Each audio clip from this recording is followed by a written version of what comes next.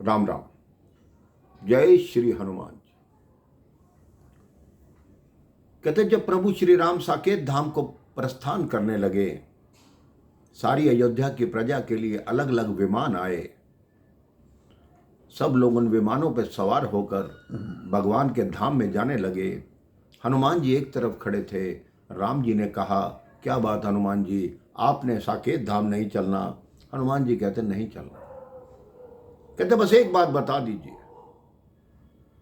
कि साकेत धाम तो मैं चल सकता हूं, लेकिन वहां राम कथा मिलेगी? उन्होंने कहा राम कथा वहां नहीं मिलेगी, वहां तो मैं मिलूंगा।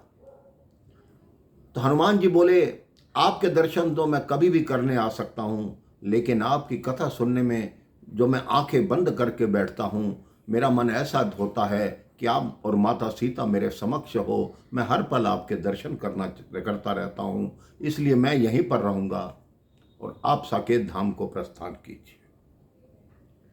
इसलिए कहते हैं मेरे भाई बहन, कहीं भी राम कथा होती है तो वहां श्री हनुमान जी विराजमान होते हैं, वहीं पर होते हैं। एक बार एक व्यास कथा कर रहे थे, क्योंकि कोई भी राम कथा होती है तो वहां हनुमान जी की मूर्ति जरूर विराजमान होती है। तो व्यास जी कथा कर रहे हैं कि हनुमान जी जब अशोक वाटिका पहुंचे माता सीता की खोज करने, चारों तरफ बढ़िया फल लगे हुए थे, वहां श्वेत वर्ण के फूल भी लगे हुए थे। हनुमान जी ने आंख उठाकर देखा कि मैं तो प्रत्यक्षदर्शी हूं, वहां फूल सफेद रंग के थे ही नहीं, वहां तो लाल रंग के फूल थे, रक्त वर्ण के फूल थे। ये व्यास झूठ क्यों बोल रहे हैं? उस दिन की कथा समाप्त हुई। रात्रि को व्यास जी के सपने में आए कि तुम क्या कथा कर रहे हो, लोगों को झूठ क्यों बता रहे हो? जब मैं अशोक वाटिका में गया था तो वहां फूल जो थे वो रक्त के रंग के थे, लाल रंग के थे। कल सारी जो कथा सुनने आएंगे लोग, उनको बताना कि वहां फूल लाल रंग के थे। उन्होंने कहा ठीक है जी। अगले दिन फिर कथा आरंभ हुई कि हनुमान जी ने अशोक वाटिका में प्रवेश किया, वहां फल लगे हुए थे, वहां श्वेत वर्ण के फूल थे। हनुमान जी फिर रात्रि को सपने में आए कि तुम क्या कर रहे हो, गलत क्यों बताते हो? तो व्यास जी बोले वो फूल थे ही सफेद श्वेत वर्ण के, लाल थे ही नहीं, तो मैं लाल कैसे बोलूं? तीसरे दिन फिर वही बात हुई। हनुमान जी ने कहा नहीं, वो मूर्ति में से साक्षात हनुमान जी प्रकट हो गए। व्यास जी ने सारे लोगों को कहा प्रणाम करो, हनुमान जी प्रकट हो गए। कहते तुम झूठी कथा क्यों सुना रहे हो? मैं तुम्हें सिद्ध कर सकता हूं कि वहां फूल जो थे वो श्वेत वर्ण के नहीं थे, रक्त वर्ण के थे। उन्होंने कहा कैसे सिद्ध कर सकते हो? कहते उसके लिए तुमको प्रत्यक्षदर्शी चाहिए।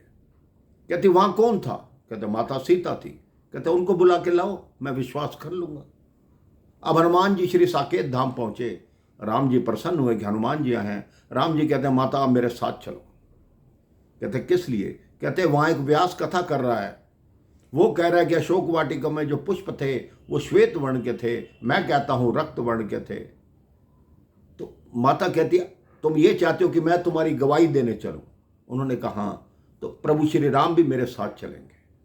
तो राम जी भी साथ हो लिए, लक्ष्मण जी भी, भरत जी भी, शत्रुघ्न जी भी, सब उनके साथ हो लिए और सीधा व्यास जी के पास आए। व्यास जी ने दंडवत प्रणाम किया कि मेरी एक बात से पूरा राम दरबार यहाँ उपस्थित हो गया।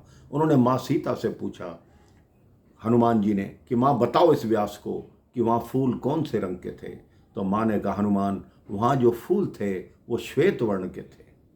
कहते माँ आप भी मेरी बात नहीं मान रही, मैं अभी विभीषण को बुला के लाता हूँ, उसकी वाटिका थी, वो बताएगा। माँ सीता कहती है ठहरो पुत्र, जब तुम अशोक वाटिका में आए तुम्हारे नेत्रों में मेरी दशा देखकर, मेरी परिस्थिति देखकर रक्त उतर आया था। तुम्हें इतना क्रोध आ रहा था कि जो श्वेत वर्ण के फूल थे वो भी तुम्हें रक्त वर्ण के लग रहे थे।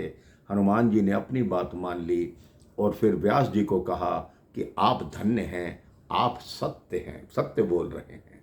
इस प्रकार मेरे भाई बहन, जो भी व्यास कथा करते हैं, हर कथा से पहले श्री हनुमान जी का आगमन करते हैं, बुलाते हैं, और जब कथा समाप्त होती है हनुमान जी को प्रस्थान कराते हैं। आप देखना कहीं भी राम कथा हो रही होगी तो श्री हनुमान जी वहाँ किसी न किसी रूप में विराजमान होंगे, चाहे एक क्षण के लिए आएँ, चाहे पूरे समय के लिए आएँ, लेकिन आते ज़रूर हैं। बस आपके मन में भावना होनी चाहिए कि अगर मैं राम कथा में बैठा हूँ तो हनुमान जी मेरे आसपास हैं। अगर ये आपके मन में विश्वास रहेगा तो किसी न किसी दिन आप पर श्री हनुमान जी की कृपा अवश्य होगी। राम राम, जय श्री राम, जय हनुमान।